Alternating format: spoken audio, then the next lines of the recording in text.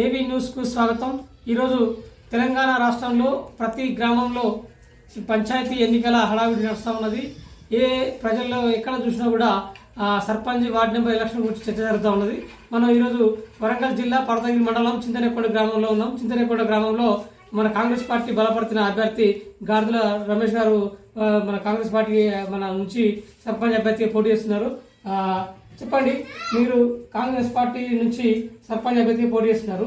ఇంతకుముందు మీరు చింతనేకొండ గ్రామంలో ఏదైనా వార్డు నెంబర్ కానీ సర్పంచ్ పోటీ చేశారా? ఇంతకుముందు గత 10-20 సంవత్సరాల నుంచి వార్డు మెంబర్గా పనిచేసుకుంటూ అదే పార్టీలో కొనసాగిస్తూ వాళ్ళతో పాటు నేను అంతా సంక్షేమ పథకాలతో పాల్గొంటూ నడిపించిన. గత కేసీఆర్ ప్రభుత్వంలో ఏం జరగలే, అంత కుంభకోణాలు కానీ అది అంతా జరిగింది.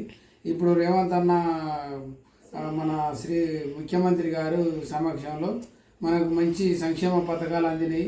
ఫ్రీ బస్సు కానీ, ఫ్రీ కరెంటు కానీ, రైతు బోనస్ కానీ, రైతు రుణమాఫీ కానీ, ఇంకా చాలా చేసుకుంటూ ముందుకెళ్ళాలని నేను ముందుకొచ్చి కాంగ్రెస్ పార్టీ అభ్యర్థిగా సర్పంచ్ అభ్యర్థిగా ముందుకొచ్చి ప్రజల్లోకి వెళ్ళుకుంటూ సంక్షేమ పథకాలను మీ ముందుకు తీసుకొస్తానని మన కేఆర్ నాగరాజు సమక్షంలో నేను ముందుకొచ్చి అంత సంక్షేమాన్ని నడిపించుకుంటూ ప్రజల్లోకి దూసుకెళ్తున్నాను.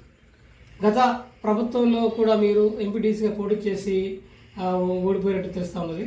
అసలు అప్పుడేం జరిగింది?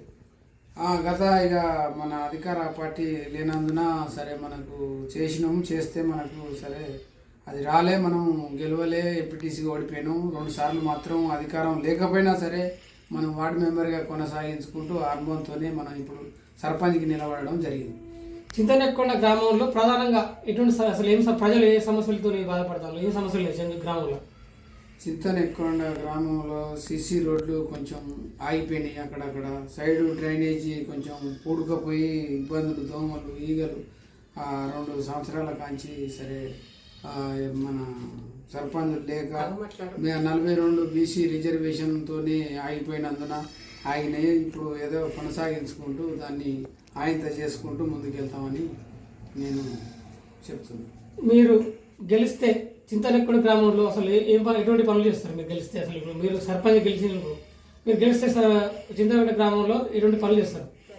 సిసి రోడ్లు వేస్తాం, మెయిన్ ఈ సైడ్ కాలువలు పోటీకెళ్ళి తీపిస్తాం. మట్టి రోడ్డు రైతు పొలాలకు వెళ్ళే రోడ్లు కానీ, ఇంకా వేరే దేవాలయాలు కానీ, వేరే రామాలయం ఉంది, అది మంత్రి వారి సమక్షంలో తీసుకెళ్ళి దాన్ని పెద్ద ఎత్తున నడిపించి దాన్ని సంక్షేమం తెప్పించి ఒక 2 నుంచి 3 కోట్లు దేవాలని ఎండోమెంట్లో పెట్టి 25 లక్షలతోని దానికి శాంక్షన్ తెప్పించి మేమేదో చింతనేకొండ గ్రామ ప్రజలు అందరం చాలా రోజుల కాంచి ఇబ్బంది పడుకుంటూ పెద్ద ఎత్తున రామాలయాన్ని చేసుకుందామని ముందుకు సాగుతుంది.